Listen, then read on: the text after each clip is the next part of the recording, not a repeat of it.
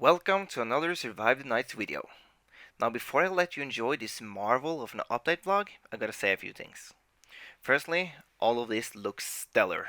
I mean, wow, well done guys. This is looking so good, and the world looks and feels like it got weight behind it, if that makes any sense. It looks proper is what I'm trying to say. For a team of this size and experience, you've come so far. I've been with you for a while, nagging and asking and pondering, so it's very nice to see the changes that the community have talked about actually implemented.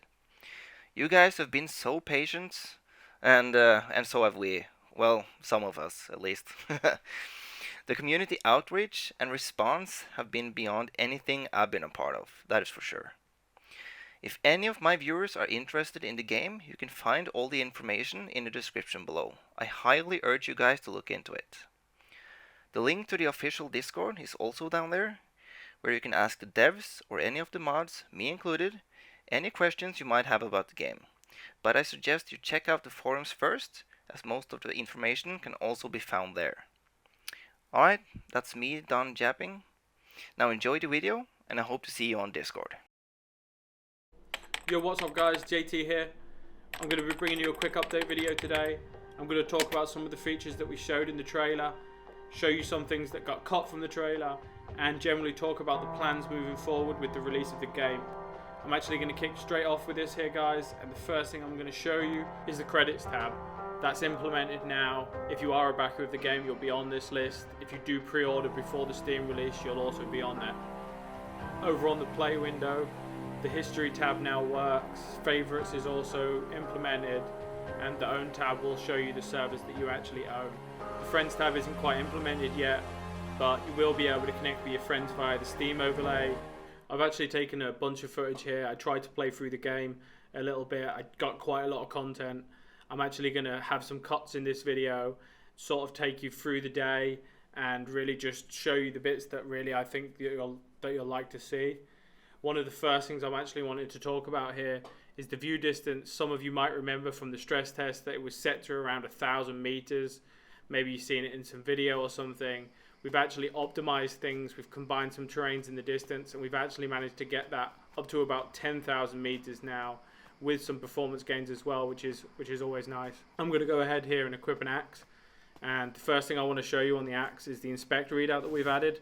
And we've decided to add that because we wanted to give the player some feedback about the item that they have in their hand without breaking the immersion by having UI on the screen. So you can press F and you'll see some information about the weapon you have, whether it's a gun or a melee weapon. And you might have actually noticed the green highlights on the tree there. We've actually added that because after stress test 2 we saw some footage on YouTube, and we noticed that people are struggling to find where they need to cut on the tree. So we've added those just to give the player a little bit of a cue to how to cut the trees down and just to guide them in the right direction. Something else that happens now as well is the axe take damage and dull as you use them. The more you use them, the blunter they get and the longer it'll take to cut down the tree. And you can use the new crafting system to resharpen them and make them last longer. If you do let it get to 0%, then it'll actually break, and then you'll have to salvage the parts from your inventory. As I walk up here, you'll actually notice that I get caught in some bushes, and it'll slow you down now as you walk into shrubbery. It'll make noise so that other players can hear it, and it'll also attract or deter AI.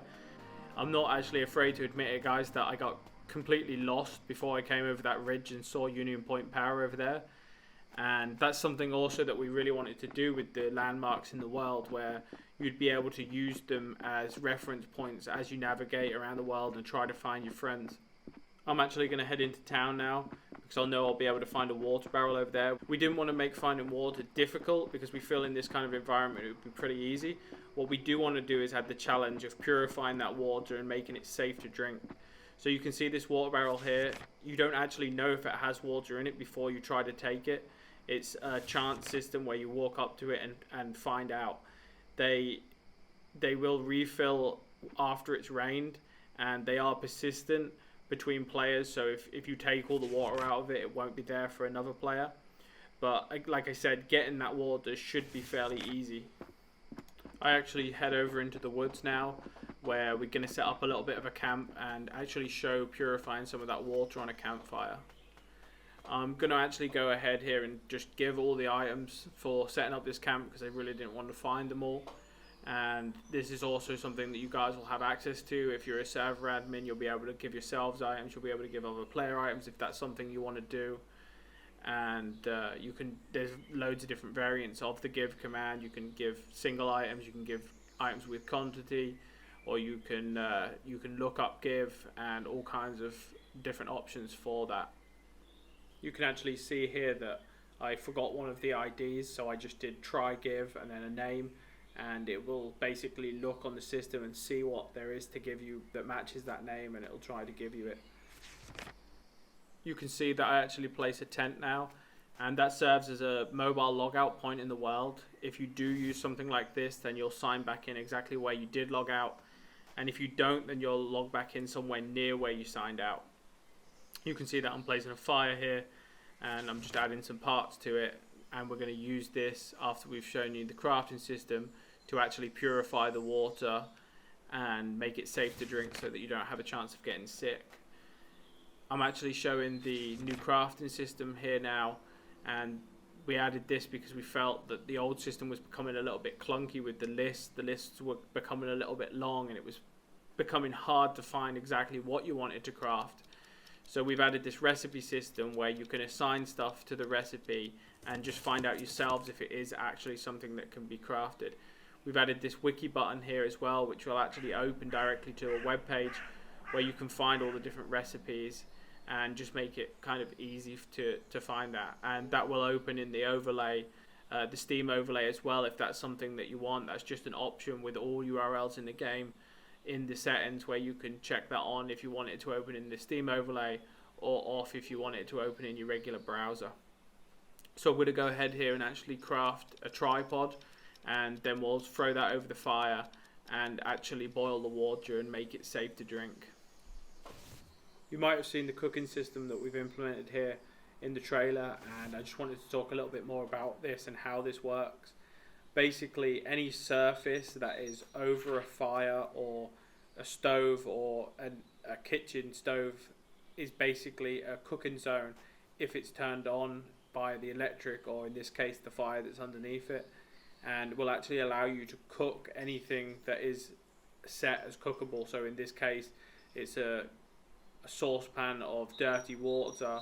You put it over the fire, and after so much time it'll actually boil and give you clean water back. You can actually see here I'm opening my inventory, and I now have a pot of water which is clean, and that is safe to drink and won't make me sick. Here I'm showing the tab list, and this is something that's also new after the stress test, just some sort of a go-to area to find some information. You can see that you can tag other players with color here, which will actually show up next to their name tag. And there's a bunch of other options there on that drop down. A bunch of quick links here which open into the Steam overlay again, or just straight into a URL. Some other useful information, and just generally like a quick easy way to find information that you might want. I'm actually going to go straight into some server administration stuff right now. Show you some of the things that you can do as a server admin to manage your server. You can see here that I'm typing in cleanup and a radius, which basically just cleans up all item pickups and interactables within that radius, just so that you can keep the world tidy. I'm setting myself to God mode true there, so that I can't take any damage. TP is also implemented in the game. You can TP to coordinates, or you can TP player to player, or TP yourself to a player, or a player to you. You can also teleport yourself to spawn points by doing / spawn point and then the number. I don't actually show it here, but that's in as well, which you might find useful if you want to set a spawn point, or just generally teleport somebody to another spawn point so they can meet up with their friends. You can kill other players if they're, say, griefing or whatever, something like that. You can mute them in the chat, which is persistent and mutes them indefinitely. They will be able to whisper to administrators. You can add to your stats. Here you can see I add to my hydration stat, and you can also do this for other players as well. So you would just do / the stat you want to update, the name of the player, and then the amount you want to increase it or remove it by. You can ban people as well, unban them all via the chat, and you can also do that via the server panel as well, which I'll actually go ahead and show you right now. This is the Zelona All-Gamer game server panel that's been developed for Survive the Nights by Clinton. If you host a server through All-Gamer for Survive the Nights, you will actually get access to this panel. You can see here on the main page that you can start and stop your server, and I'm going to go ahead in here and click on my server, and you can see a little bit more information about it. You can change the name here, update it, restart it, and things like that. Over on the configuration tab, you can change all of the server's configuration.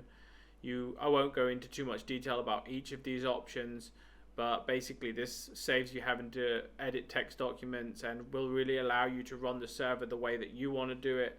You can change all different kinds of things, and you can see I scroll down here and actually show you some of the description of some of the options that you'll have access to. Over on the permissions tab, you can see that you can create user groups. User groups work in a hierarchy system, so the higher they are in the group, the lower permissions that they have. And you can create permissions here, you can assign permissions to those groups. You can also change the chat prefix colors of those groups just down here, and you can also assign what the chat prefix should actually say in game. The next tab's the console. You'll be able to see all your chat messages in here, and just keep an eye on how your server's running, any errors that you might need to report to the devs, things like that. The tasks tab lets you set tasks for the server, like restarts, lets you schedule those for when you want them rather than when they need doing. The backups tab is just for taking a backup of your server database in case of any corruption, anything like that. And the tools tab just has a little utility on it for deleting your database in case you want a clean server. Okay, and we're back in game. I'm actually going to show you guys a few weather states here in the background while I talk a little bit about zombie spawning and the alpha.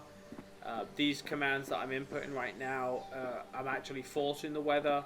All these states will dynamically happen in the game as you play. Server admins will also have access to these commands as well. So as of Alpha 1.0, which will be hitting Steam fairly soon, zombies will actually spawn dynamically around the world. During the day, you won't find them outside. They'll generally be lurking in houses and just hiding in dark places. We've done this because we want to approach the zombies from the perspective that during the day you can spend it preparing for the night.